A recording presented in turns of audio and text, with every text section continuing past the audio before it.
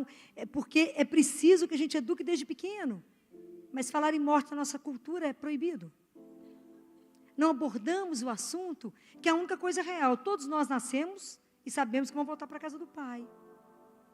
Mas a gente nega essa parte e quer viver aqui como se fosse a eternidade. Então não criamos os filhos com esse conceito. Que a vida aqui, nós somos peregrinos, estamos de passagem. E aí nós criamos os filhos com tudo que eles podem ter.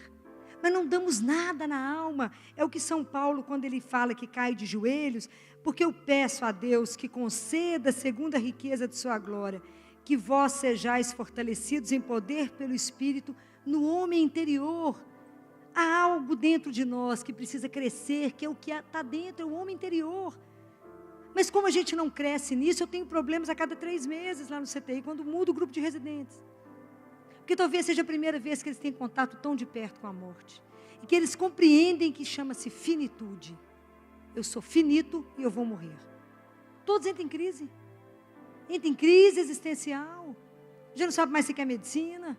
Não sabe se abandona a medicina, abandona a profissão. Porque não tem nada para dar. Porque não foi dado nada, a não ser o material. E tem tudo. Materialmente falando, tudo.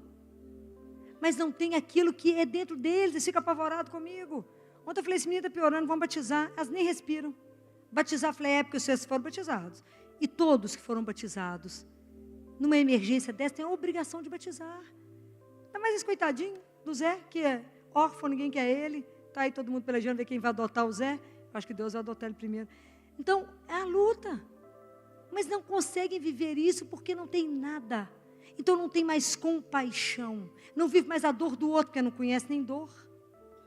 Eu tive um rapaz tão jovem no meu consultório, pai, que quando já estava casado, pai de família, que quando viveu pela primeira vez o sofrimento, entrou numa depressão que eu achei que a mulher dele não ia dar conta de sustentar o casamento.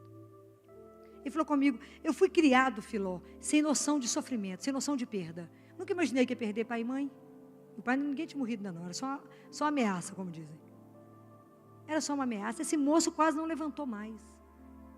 Então, que estrutura, que homem interior estamos dando? Que educação cristã estamos dando? Que força estamos colocando nessas pessoas para falar, caminhem. Caminhem. Porque existe alguém que caminha conosco. Que nunca nos falta. Nunca. Talvez a gente só perceba muito mesmo a presença de Deus no sofrimento. Porque às vezes o sofrimento nos faz mais sensíveis para perceber aquela presença que nunca deixou de existir.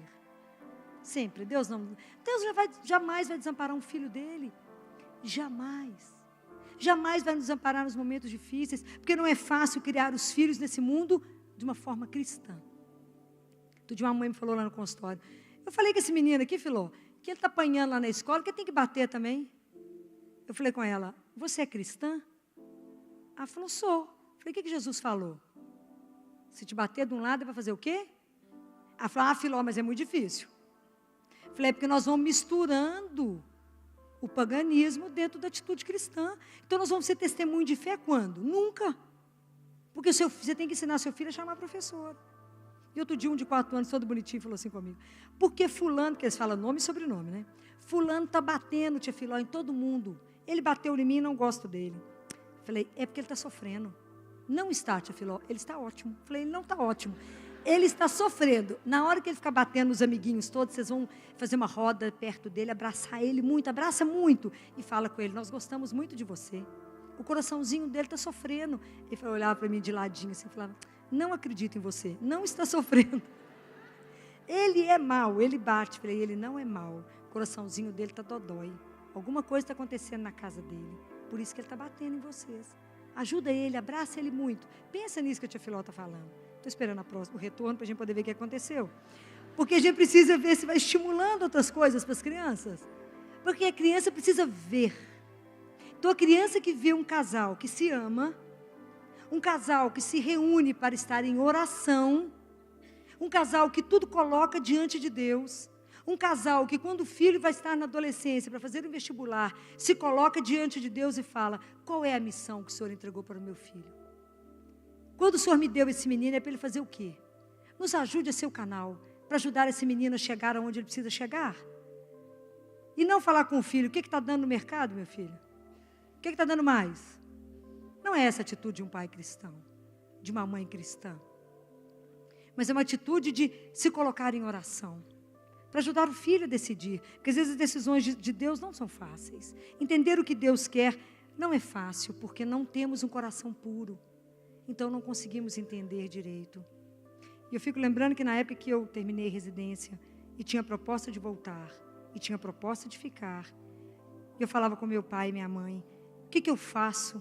Eu volto ou eu fico?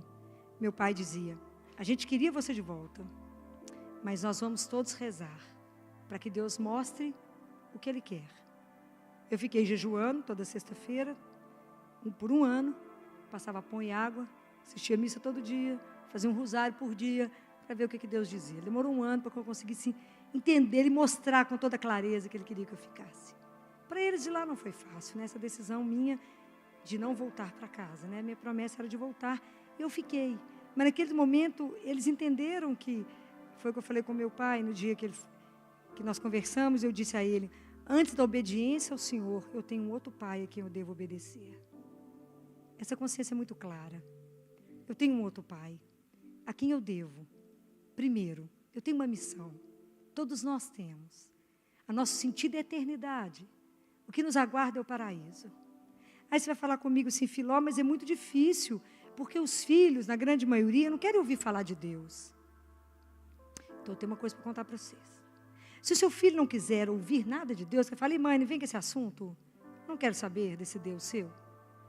Não fale de Deus com ele. Fica lá, não fale. Mas você tem uma outra oportunidade. Você vai falar com Deus sobre seu filho. Assenta com Deus, chama ele para um café. Fala, vamos conversar. Sabe aquele menino que você me mandou? Está me dando trabalho demais. Sabe aquele? Uma luta. Mas o Senhor que o conhece, me ajuda. Sabe por quê? Porque Deus conhece o tempo de cada filho. Deus conhece. Deus fez cada um. Ele conhece a aptidão de cada filho. Ele vai dar um jeito de buscar esses meninos. Vai dar um jeito. Ele vai dar um jeito de buscar. Sabe por quê? Porque Ele não irá perder ninguém. Então vocês podem confiar. Se o seu filho não quer ouvir falar de Deus, fale sobre o seu filho com Deus. Inverta.